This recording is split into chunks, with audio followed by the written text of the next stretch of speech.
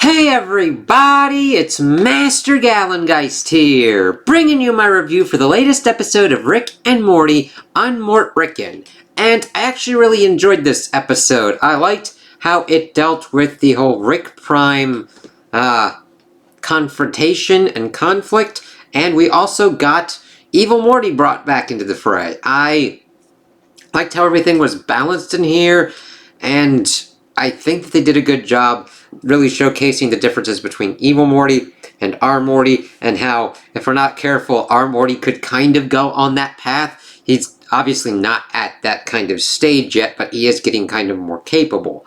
But also, I think that the voice acting's doing pretty well here. I didn't notice any kind of weirdness or whatnot, and I liked that we had a good, solid story that utilized Rick and Morty very well in it. So we start off and we get kind of a reintroduction into Evil Morty. We see at first what we think is our Rick and Morty, Morty complaining about going back up and doing ass again, and Rick pretty much calling him on his shit, being like, then stop, then quit doing the adventures. And then we see Morty go up, he fiddles with some stuff, he gets Rick drunk, and we see that he gets turned into the servant as Morty. We then get pretty much a montage of him going through all this stuff, leading up to now where he has gotten out of the Rickverse pretty much and is exploring kind of the rest of the kind of curve. And here we got some interesting kind of gags going on, where it's essentially everybody finding various different kind of portal guns and the chaos that ensues. We see a Jetsons kind of family just like popping up and over killing each other, accidentally portaling into the same spot before a kind of weird giant gemstone dinosaur kind of fucking thing eats them. And Morty's running, Evil Morty's running around throughout this whole kind of chaos, kills this thing, gets this crystal, gets back to his place, and pretty much sets it all up. He's like, ah, yes, another day in paradise. But the thing starts going kind of nutty-doo-dah. He's got to kill this kind of spider-looking motherfucker. And we find out that our Rick and Morty that we've normally been following have been attempting to flush out Rick Prime, but is doing something that's pretty much creating disturbances across all the different kind of infinite multiverses. And Evil Morty's like, what the fuck are you doing? It's like, why don't you just get your parameters kind of better? Morty asks Rick if he should go get the net or whatnot. It's like, we got a net protocol for this? Oh my god. And it'd be like, I would almost assume that Rick has started making certain kind of protocols or whatnot to essentially distract Morty so that way he can like do what he needs to do. But the real interesting thing is how well our Rick and Evil Morty kind of get along and how they kind of work together. And we see this throughout the episode as they, even though they kind of don't want to work together, they are a pretty good team, which is kind of crazy. So we see that they're able to kind of get the one dude. Morty's pretty much like, kill the motherfucker! And, well, our Morty. And does that, but then this black goo kind of thing comes out and, like, grabs them, and we see that they're on the right track to Rick Prime. But so are these other ones. They're in this box. It's like, okay, who's the oldest one here? Pretty much. And all of these ones had their Dianes killed. And it's pretty much a death trap done by Rick Prime to do kind of a gladiatorial kind of combat. It's like, oh yeah. The thing is, he then starts pretty much bringing up that he's like, this isn't the only Diane that he killed, that he had used this thing called the Omega device to kill her across the entire multiverse, the infinite universes as well. It's like, damn. But the thing is, like, yeah, you guys are really creative, so you call it like the Omega device. And he then pretty much says, last one standing wins. And we see that they start killing each other and fighting. We see Evil Morty is very competent and is able to take out most of the stuff, most of the Ricks that are like coming after him. And he's kind of paired up with our Morty, and Morty's not quite sure if he needs to like take him out or not. And it's funny, he's like, I don't know. And we then get to the point that it's down to them, and they then get put out to Rick Prime's kind of whole spiel, and seeing that he's got the Omega device. That he also did this thing that was modeled after Diane, shouting out stupid kind of shit and obscenities about Rick's dick. Makes sense. Rick Prime's an asshole. That's the kind of thing you would think would go after and piss off Rick. But he's able to take it out. He's able to also make sure that it doesn't like create a universe explosion on their asses. And they get through it and they see the kind of Omega device.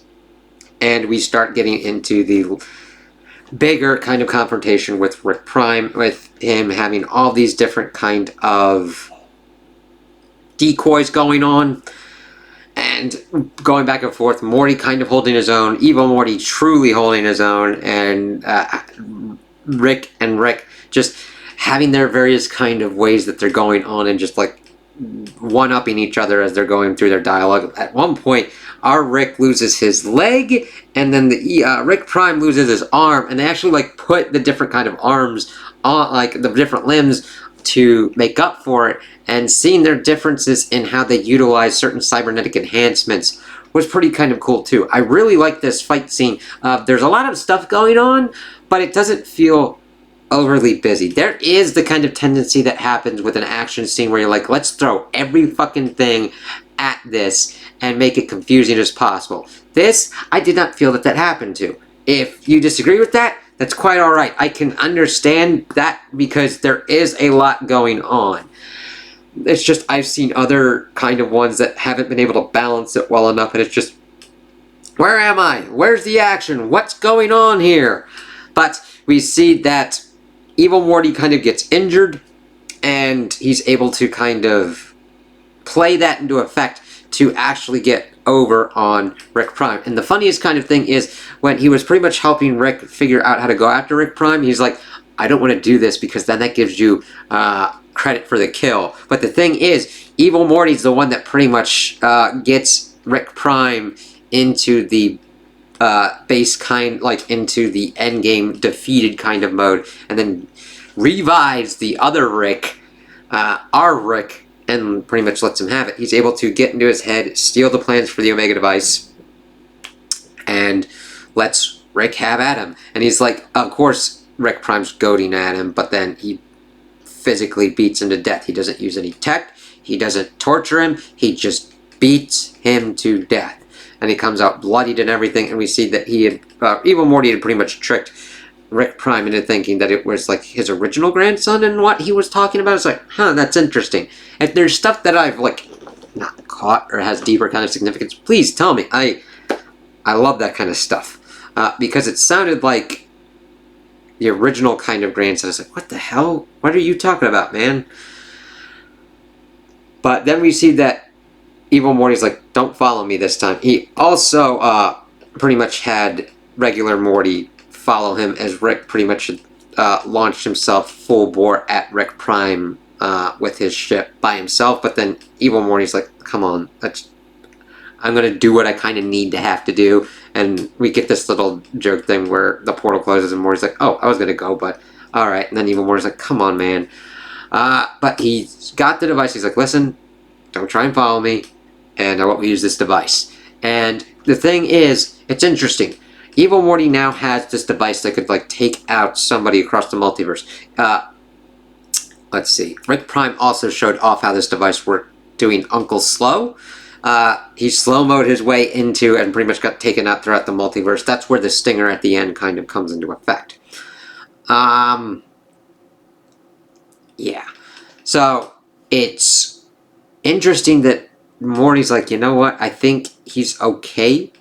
The Evil Morty's alright with the kind of Rick that we've got, because otherwise I think he would just he'd create the device, utilize it, and take out all the rest of the Ricks and have his headache gone. He's like, it's not really worth it, and I don't want, like, an infinite number of Summers coming after me because I killed the grandpa.